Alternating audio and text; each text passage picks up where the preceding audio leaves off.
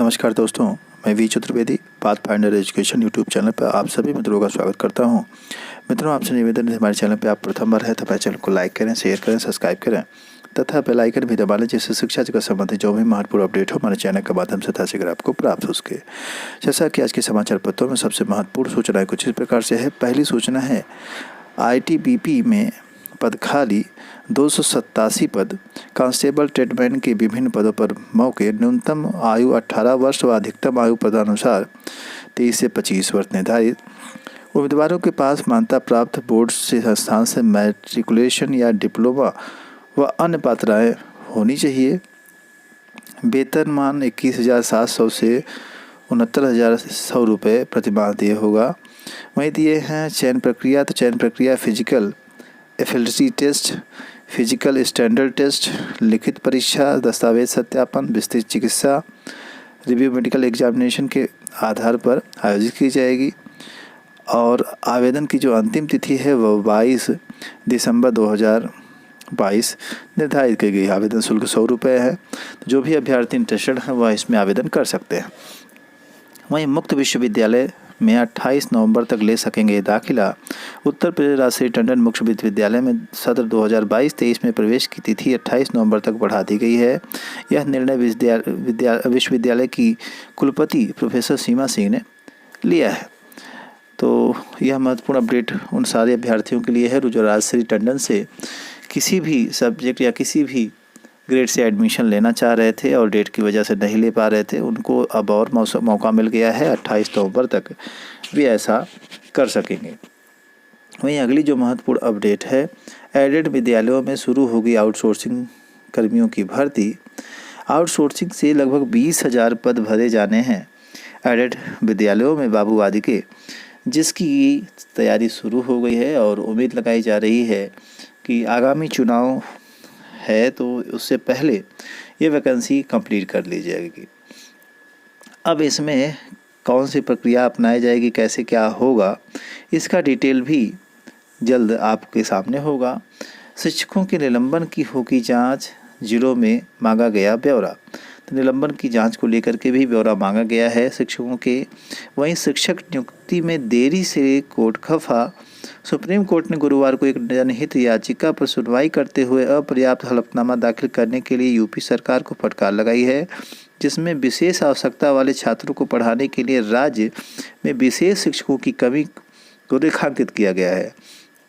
सुनवाई के दौरान यूपी सरकार की ओर से पेश वकीलों ने कहा कि वे 12,000 नियमित शिक्षकों की नियुक्ति पर विचार कर रहे हैं।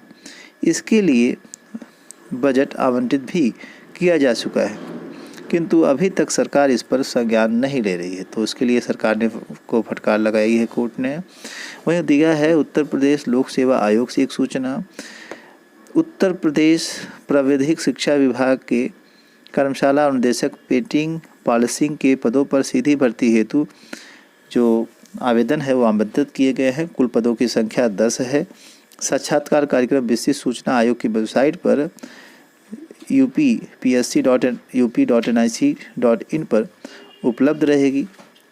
तो जो भी अभ्यर्थी इसमें इंटरेस्टेड हों वह इसके लिए तैयार रहें। वहीं असिस्टेंट प्रोफेसर विधि का संशोधन होगा परिणाम। 2 प्रश्नों का पर था लिखित परीक्षा के परिणाम में विवाद, हाईकोर्ट के आदेश पर संशोधन करने पर परीक्षा परिणाम। तो इस तरह से आप देखेंगे हाईकोर्ट के आदेश के बाद जो है इसमें परिणाम संशोधित हो रहा है। 2 प्रश्नों की वजह से यह परिणाम रुका हुआ था असिस्टेंट प्रोफेसर विधि का, जो कि अब जल्द आ जाने की उम्मीद लगाई जा रही है। आप सभी से बता दें कि असिस्टेंट प्रोफेसर में काफ़ी कुछ संशोधन रिजल्ट आए हैं और काफ़ी कुछ बदला भी, और ऐसे बहुत से बदलाव देखने को मिले हैं। साथ ही साथ कुछ खामियां भी बड़े स्तर पर पकड़ी गई। वहीं उच्च शिक्षा नीति लगाएगी सरकार पर, ज़िले में खुलेंगे नए संस्थान। उच्च शिक्षा नीति लगाएगी सरकार और हर ज़िले में नए संस्थान खोलने की जो व्यवस्था है वह की गई है। युवाओं को बेहतर शिक्षा देने के लिए निजी क्षेत्र को देंगे बढ़ावा। निवेशकों को आकर्षित करने के लिए की जा रही है व्यवस्था। तो वहीं देखिए यूपी में शिक्षक नियुक्ति वाली बात को लेकर के अलग अलग समाचार पत्रों में अलग अलग तरीके से यह बात छपी है। और वही अदालत ने फटकार लगाते हुए कहा कि सरकार को भी क्या कोर्ट चलाएगी? तो यह प्रश्न सरकार के सामने कोर्ट ने रखा और कहीं न कहीं इस पर संज्ञान लिया है, तो इस पर कार्य जल्द ही होगा। वही प्रयागराज में पुलिस कमिश्नरेट बनने जा रहा है और आदेश जारी हो गया एक तरह से, और इससे बहुत कुछ प्रयागराज में बदलने वाला है, बहुत सुविधाएं भी जुड़ जाएगी। पहले यह व्यवस्था नहीं थी, अब प्रयागराज सहित गाज़ियाबाद, आगरा जैसे क्षेत्रों में भी यह सुविधा लागू हो जाएगी, जिससे कि काफ़ी कुछ लाभ जो है लोगों तक पहुंचेगा। ये कुछ ऐसे कानून हैं जिसमें कि व्यवस्था अब और सुचारू रूप से मिल पाएगी। इन्हीं सारी महत्वपूर्ण अपडेट के साथ सूचना सुनने के लिए आप सभी मित्रों का बहुत बहुत धन्यवाद। हमारे चैनल को लाइक करें, शेयर करें, सब्सक्राइब करें। Thank you very much. जय हिंद।